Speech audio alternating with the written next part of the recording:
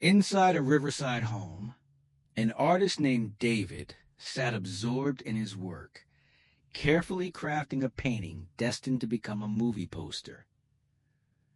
The deadline loomed for the very next day, so even as the storm raged outside with increasing violence, he remained lost in his canvas. Suddenly, the winds rose to a terrifying pitch, rattling the windows in their frames until the entire house trembled. Sensing the danger, David gathered his wife Stephanie and their young son Billy and hurried them down into the safety of the basement. When dawn arrived, the storm had finally spent its rage, but the devastation left behind was absolute. A massive tree had crashed onto their home, one thick branch smashing through the window of David's studio and destroying both his precious painting and everything inside the room. Another tree had crushed the boathouse completely. Yet amid the wreckage, David felt a profound relief that his family had survived unharmed.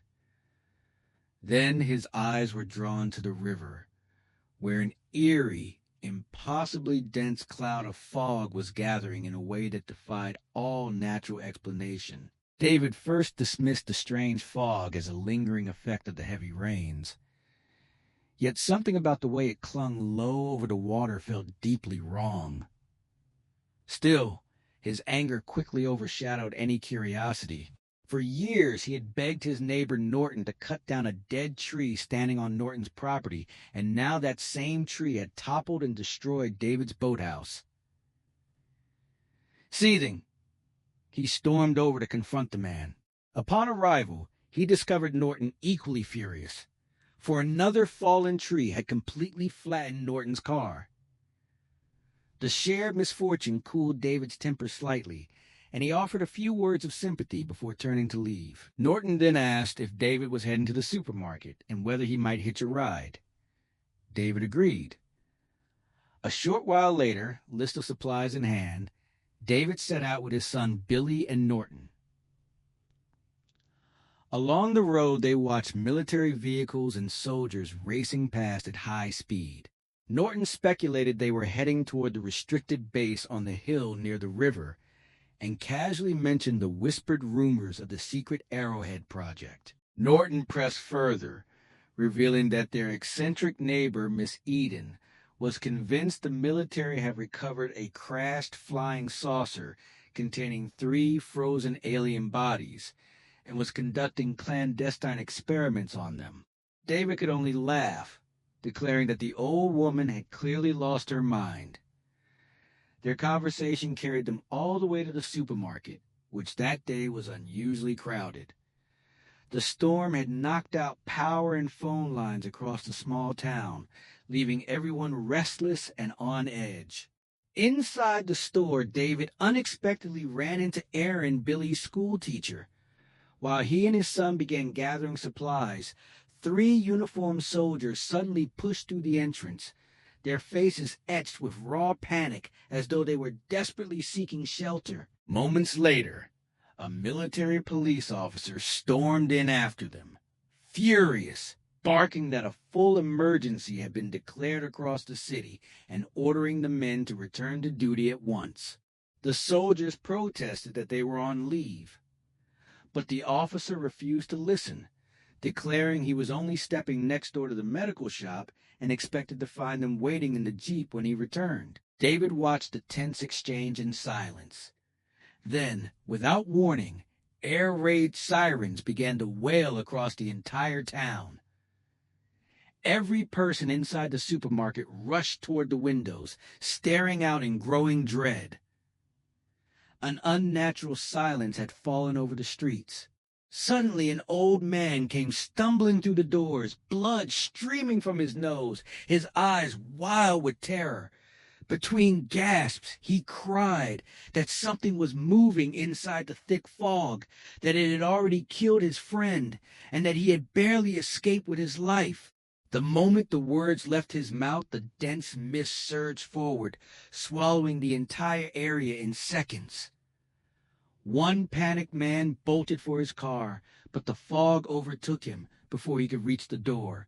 A single agonized scream tore through the air and then cut off abruptly. In pure instinct, the people inside slammed and locked every entrance.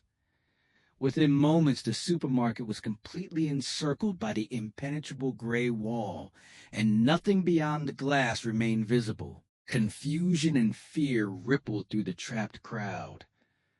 Some whispered that a chemical plant must have exploded, releasing a toxic cloud. Then the ground itself began to tremble violently, as though an earthquake had struck. Everyone dropped low. David pulled Billy tightly against his chest, shielding the boy with his own body. After several endless seconds, the shaking ceased, leaving only a heavy, waiting silence. No one knew what now lurked just outside. In the midst of the tension, a woman named Mrs. Carmody suddenly rose and began loudly reciting passages from the Bible, proclaiming that the end of the world had arrived and that God was punishing humanity for its sins. The store manager quickly ordered everyone to remain calm and forbade anyone from attempting to leave until the fog lifted. But a desperate mother, tears streaming down her face, insisted that her children were alone at home and that she had to reach them no matter the cost. Despite the pleas of those around her, she pushed past them and walked alone into the waiting mist, vanishing from sight. Long minutes stretched into an uneasy eternity, while the deadly fog remained as thick and motionless as ever. Inside the supermarket, the atmosphere grew heavier with dread.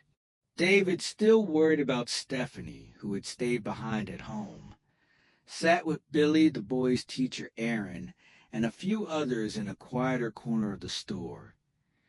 Aaron introduced him to another teacher named Amanda.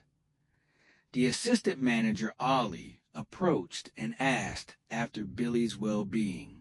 When David requested a blanket for the child, Ollie directed him toward the loading dock at the rear of the building, where extra supplies were kept. Leaving Billy in Aaron's care, David made his way to the back. There he discovered the emergency generator running dangerously hot, thick smoke already pouring from its housing. Without hesitation, he shut the machine down, plunging that section of the store into darkness. As David turned to report the generator problem to Ollie, a strange, heavy sound reached him from outside the closed loading bay shutter. He glanced back and saw the metal door shuddering under tremendous force. Something enormous on the other side was trying to smash its way in. Terror seized him. He fled back to the main floor and urgently described what he had witnessed. Ollie immediately gathered 2 mechanics and a young store clerk and returned with David to the loading dock. By the time they arrived, everything had fallen silent once more. The mechanics openly mocked David, suggesting he had merely heard a stray animal or the wind and allowed his nerves to get the better of him. Although Ollie believed David's warning and argued against opening the shutter, the mechanics ignored him. One of them restarted the smoking generator. Closer inspection revealed that the exhaust pipe, which vented outside the building, was clogged. Someone would have to step beyond the shutter to clear it. The young clerk volunteered to go outside and clear the pipe. David instantly blocked him, insisting that whatever waited in the fog would enter the moment the shutter rose. The mechanics only laughed harder, convinced David was overreacting out of pure cowardice. One of them hit the automatic control, raising the heavy metal door just a few feet. In that same instant, a massive whip-like tentacle shot through the gap with terrifying speed. It wrapped around the clerk's leg and began dragging him toward the opening. Everyone froze in horror. David lunged forward, seizing the young man and fighting to pull him free, but more tentacles surged inside. The appendages were lined with razor-sharp barbs that sliced deep into flesh. David shouted for help, yet the two mechanics stood paralyzed by fear, unable to move. Ollie finally snatched up a nearby axe and rushed forward. But before he could strike, the tentacle gave a violent yank and hauled the screaming clerk completely out into the fog. Within seconds, the cries were silenced forever. The growing wrongness drove her straight back home. Inside, she found a lighter and quickly relit the oil lamps and candles, so the coming night would not leave her in total darkness. Suddenly, a mysterious blue light flooded through the house. Before she could understand what was happening, the alien's corpse slowly rose into the air of its own accord, drifted toward the door in perfect stillness, and vanished into the blue radiance. She realized its companions had come to reclaim their dead. Moments later, the blue light disappeared. She allowed herself to believe the danger had passed. Then new beams of yellow light began sweeping through every room of the house, scanning walls and floors with methodical precision. The true threat was far from over. She fled at once into the basement and hid among the stored belongings. The searching yellow light followed her down into the cellar, its circle expanding as though hunting her specifically. She pressed herself deeper into the shadows, terrified that another alien might materialize from the glow. After a tense stretch of time, the light finally faded. In its place, a second alien appeared, its presence making clear that it had come for vengeance. She had no weapon this time. Moving with extreme caution, she slipped from cover to cover, her only hope that the creature would fail to find her and leave. Then her eyes fell upon a pair of scissors lying nearby. The moment the alien turned its back, she crept forward and silently claimed them. When the creature moved toward her hiding place, she dropped beneath the table. It searched the entire basement with cold thoroughness, yet found no living human. At last it signaled to unseen companions. Convinced that no one remained alive inside the house, the aliens turned and departed without a second glance, returning to their waiting craft. Mina remembers the professor's final request and travels to his university to delete every file. Before she can erase the data, she discovers an old tape. The recording reveals a shocking truth. Thousands of years ago, humans and fairies lived side by side, even marrying one another. The children born of those unions were called halflings, and they possessed a strange power, the ability to take any form, even the form of the dead. While searching the professor's office, Mina finds photographs. The ground seems to shift beneath her feet. Standing beside the professor in every picture is none other than Madeline.